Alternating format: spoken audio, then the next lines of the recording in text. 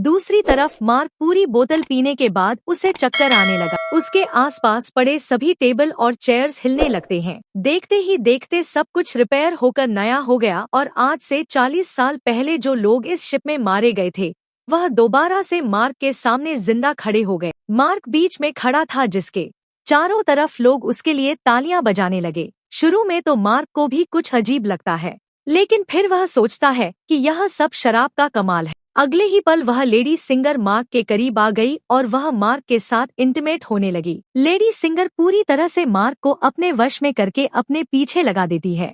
Mark भी बिना कुछ सोचे समझे उसके पीछे जाने लगा। बेवकूफ मार्क को पता ही नहीं चलता कि यह सिंगर उसे एक ट्रैप में फंसा रही है।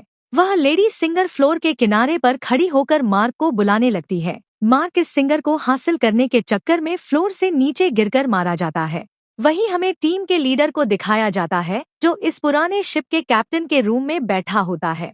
तभी वह देखता है कि शराब की बोतल अपने आप ही सरकने लगी। कुछ देर बाद उसके सामने इसी शिप के कैप्टन की आत्मा आ जाती है। यह देखकर टीम का लीडर काफी ज्यादा घबरा जाता है। तब शिप का कैप्टन उसे ग्लास में शराब डालकर पीने के लिए देता है। साथ ही वह उसे फोटो देता है जिसमें एक शिप होता है जिसका नाम लोली है। कैप्टन बताता है कि आज से कई साल पहले हमारे पास एक आदमी आया था जिसने हमें लोरली शिप के बारे में बताया। उसने कहा कि लोरेलाई शिप में बहुत ही बड़ा खजाना छुपा हुआ है। जब हमने लोरेलाई शिप को रेस्क्यू किया तब हमें सच में वह सारा खजाना मिला। कैप्टन टीम के लीडर को एक दूसरी फोटो दिखाते हुए कहता है कि यह वह आदमी है जिसने हमें लोरलाई शिप का बताया था। टीम का लीडर उस आदमी की फोटो देखकर उसके गले में सांसें अटक जाती हैं, क्योंकि वह आदमी कोई और नहीं बल्कि जैक था और यह फोटो 40 साल पुरानी थी। 40 साल गुजरने के बाद आज भी उसकी उम्र में कोई बदलाव नहीं हुआ। वह फोटो में बिल्कुल वैसा ही दिख रहा था जैसे 40 साल पहले दिखता था। अब टीम का लीडर समझ जाता है कि जैक कोई इंसान नहीं बल्कि एक भूत है। यह सब समझते ही टीम का लीडर जल्द ही अपनी टीम को इस शिप से निकालना चाहता था। वह जल्दी से अपने साथियों को ढूंढने लगता है, पर तभी उसके सामने उसका वही साथी आ जाता है जो टग बोट में गैस खुलने की वजह से ब्लास्ट में मारा गया था। दरअसल यह ब्लास्ट में मारे जाने वाले आदमी की आत्मा होती है जो टीम के लीडर को मारने के लिए आगे बढ़ता है। लीडर उससे खुद को बचाने के लिए भागता है, लेकिन तभी उसके सामने मर्फी आ जाती है। अब ब्लास्ट में मारा जाने वाले आदमी की आत्मा तो गायब हो जाती है, पर टीम के लीडर को मर्फी का चेहरा उसी ब्लास्ट में मारे जाने वाले साथी की तरह दिख रहा होता है जो कुछ देर पहले भूत बनकर उसके पीछे आ रहा था। इसीलिए टीम का लीडर मर्फी को भूत समझकर उसके ऊपर हमला कर देता है, पर मर्फी खुद को बचाने के लिए उसके पैर को घायल कर देती है। लेकिन इससे टीम के लीडर का ज्यादा कुछ नहीं बिगड़ता। वह दोबारा से मर्फी पर हमला करने के लिए खड़ा होता है। इससे पहले कि वह मर्फी को मार पाता तभी पीछे से जैक आकर लीडर को लोहे के रड से सिर पर मारकर बेहोश कर देता है। जैक वही आदमी है जो इन सबको यहाँ लेकर आया था। पूरी टीम में सिर्फ टीम के लीडर को ही पता चल चुका था कि जैक कोई इंसान नहीं बल्कि एक डीमन है, और जैक को भी समझ आ गया था कि टीम के लीडर को मेरी सारी सच्चाई मालूम हो गई है। इसलिए वह टीम के लीडर को अपने रास्ते से हटाने के लिए सबको उसके खिलाफ भड़काता है।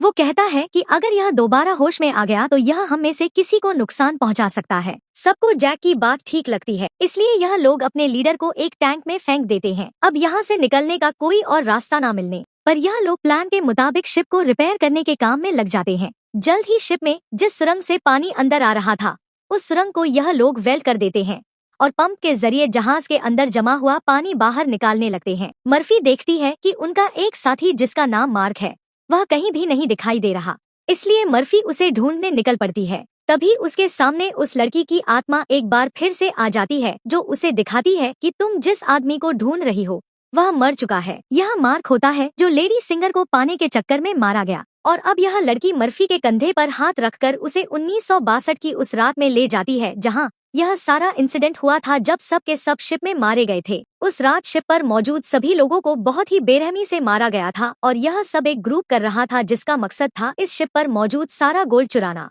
इन लोगों ने कुछ लोगों को खाने में जहर मिलाकर मार डाला, कुछ लोगों को वायर से काटकर उनके 2 टुकड़े कर दिए और कुछ को गोलियों से छलनी कर दिया गया। इनके कहर से केटी भी नहीं बच पाई। उन्होंने केटी को उसके रूम में ले जाकर फांसी लटका दिया। इन सबके पीछे थी वही लेडी सिंगर जिसने गोल्ड लूटने के लिए यह पूरा प्लान बनाया था और अपने लोगों की मदद से उसने शिप पर मौजूद सभी लोगों को मार डाला। अब सारा गोल्ड उनके कब्जे में था। शिप का ऑफिसर भी लेडी सिंगर से मिला हुआ था, लेडी सिंगर के एक इशारे पर वह अपने ही साथियों को मार देता है, लेकिन जैसे ही वह मुड़ता है लेडी सिंगर उसे भी गोली मार देती है। लेडी सिंगर को लगता है कि सारा गोल्ड अब उसी का हो चुका है, क्योंकि शिप पर मौजूद सभी लोग मारे जा चुके थे।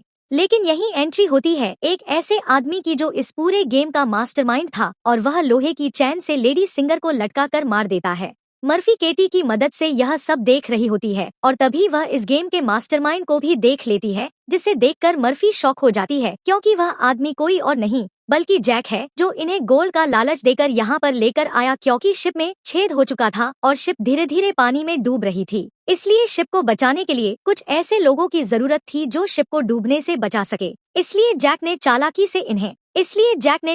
से इन्हें यहाँ लाया। अब शिप पूरी तरह से ठीक हो चुकी थी, इसलिए जैक को अब इन लोगों की कोई जरूरत नहीं थी और अब वह इन सबको भी मार देगा। यह सब समझते ही मर्फी को याद आता है कि हमने जैक की बातों में आकर अपने लीडर को टैंक में बंद कर दिया था। अब मर्फी अपने लीडर की जान बचाने के लिए उसके पास दौड़ कर जाती है, लेकिन अब टैंक में पानी भरने की वजह से लीडर की मौत हो गई होती है। मर्फी अपने लीडर को बचाने के लिए टैंक का कांच तोड़ने की कोशिश करती है, पर टैंक का कांच बहुत ही मजबूत था, इसलिए लाख कोशिश करने के बावजूद भी लीडर को बचा नहीं पाती। इसके बाद मर्फी अपने एक साथी के पास आती है जिसका नाम डॉज है। मर्फी डॉज को जैक की सारी सच्चाई बता देती है और कहती है कि जैक तुम्हें जहां भी नजर आए उसे शूट कर दो, मैं अपने एक और साथी को ढूंढने जा रही हूँ। मर्फी के जाने के कुछ देर बाद जैक डॉज के सामने आ जाता है, जिसे मर्फी ने कहा था कि जैक जहां भी नजर आए उसे शूट कर दो। डॉज जैक से कहता है कि यहीं पर खड़े रहो और अपनी जगह से हिलना मत। यह सुनकर जैक समझ जाता है कि मर्फी ने इसे मेरी सारी सच्चाई बता दी है। तब जैक डॉज को बातों में उलझाकर डॉज से बंदूक छीनने की कोशिश करता है, लेकिन डॉज जैक की होशियारी समझ जाता है और वह फौरन जैक पर बंदूक की गोली चला देता है,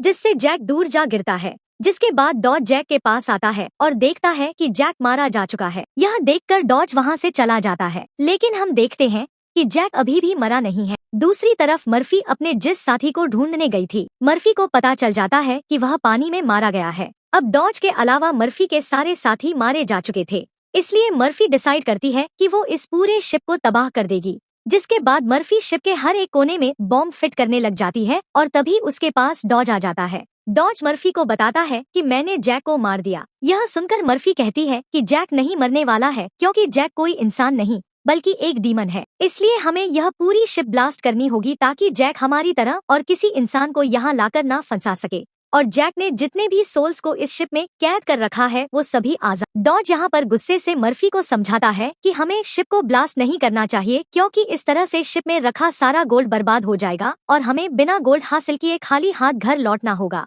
मर्फी कहती है कि यह गोल्ड दरअसल जैक का एक चाल है जो हम यहाँ से कभी भी नहीं ले जा पाएंगे, इसलिए मुझे हर हाल में यह शिप ब्लास्ट करनी होगी। अब जैक समझ जाता है कि मर्फी किसी भी हाल में नहीं मानने वाली, इसलिए जैक अपने असली रूप में आ जाता है, जिससे हम समझ जाते हैं कि जैक ने डॉज को भी मार दिया था। जैक उसे बताता है कि तुम्हारा और मेरा काम एक ही है। जिस तरह से तुम समुद्र में फंसी हुई शिप्स को जमा करती हो, उसी तरह से मैं सोल्स को जमा करता हूँ। पहले मैं भी इंसान था, लेकिन मैंने बहुत पाप किए, जिसके बदले मुझे यह काम दिया गया और अब मैं सोल कलेक्टर हूँ, जिसके लिए मुझे शिप की जरूरत है और मैं नहीं चाहता कि तुम इस शिप को ब्लास्ट करो। जैक मर्फी को एक चांस देता है। वह कहता है कि जाओ, मैं तुम्हें नहीं मारूंगा, लेकिन बदले में तुम्हें इस शिप को ब्लास्ट नहीं करना होगा। पर मर्फी उसकी बात नहीं मानती, जिसके बाद जैक एक लोहे के रोड से उस पर हमला कर देता है, जिससे मर्फी नीचे गिर जाती है। अब जैसे ही जैक मर्फी को मारने के लिए आगे बढ़ता है, तब मर्फी एक तीर चलाकर उस बॉम्ब वाले रिमोट पर निशाना लगाती है और खुद फौरन पानी में कूद जाती है, जिसके बाद शिप में एक बहुत बड़ा ब्लास्ट होता है। ब्लास्ट की वजह से शिप पानी में डूबने लगती है और मर्फी पानी के अंदर शिप के नीचे फंस चुकी होती है।